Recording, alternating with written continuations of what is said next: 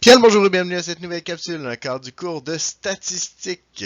Aujourd'hui, petit exercice de correction et cet exercice a une connotation particulière pour moi puisqu'il porte sur un de mes idoles de jeunesse, le grand, le seul, l'unique, le numéro 11, Saku Koivu.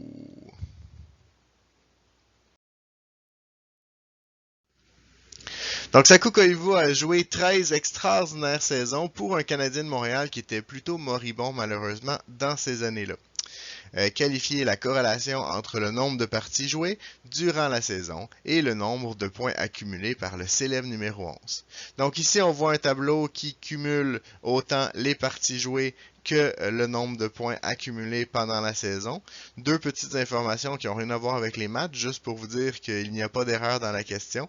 Dans la saison 0-1-0-2, vous voyez que Saku Koivu a joué seulement 3 matchs. En fait, c'est la saison où il a combattu un cancer, donc c'est la raison pourquoi il n'a pas joué beaucoup de parties. Et pourtant, on voit qu'il a joué quand même plusieurs saisons après, donc c'est quand même extraordinaire.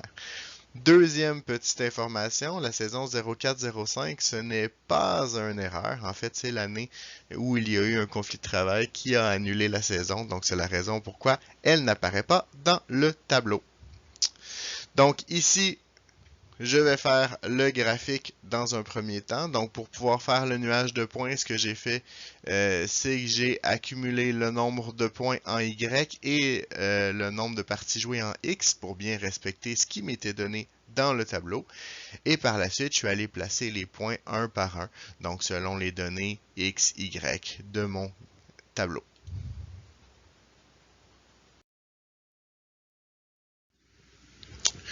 Une fois qu'on a fait ça, donc on va pouvoir qualifier notre graphique. Donc ici, on voit très bien que, évidemment, plus il y a de matchs de jouer, plus il y a de points accumulés. Donc ici, on peut dire que la corrélation entre le nombre de parties jouées par Saku Koivu dans une saison et le nombre de points qu'il a accumulé est positive. Et on va dire qu'elle est moyenne, puisqu'on voit qu'il n'y a pas une constance extraordinaire, ce qui veut dire qu'il y a eu des bonnes saisons et des mauvaises saisons, dans la mesure où le nuage de points est relativement diffus. C'est donc ce qui met fin à cette capsule. J'espère qu'elle vous a plu. Vous êtes maintenant les experts. À vous de surpasser le maître.